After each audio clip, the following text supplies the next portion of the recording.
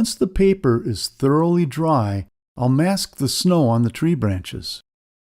When the masking is peeled, the tree snow will be of a slightly darker value than the snow I masked in the first step. This helps create the illusion of depth.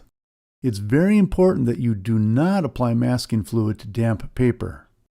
It could soak into the paper a bit, causing tearing when you try to remove it.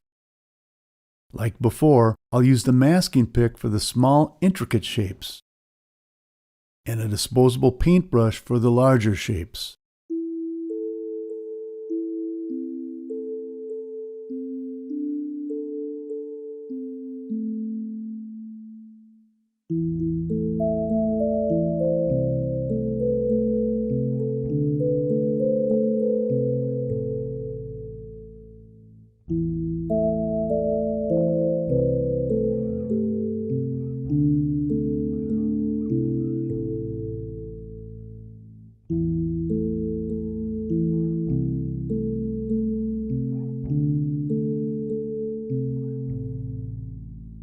I'll mask right over the snow shadows.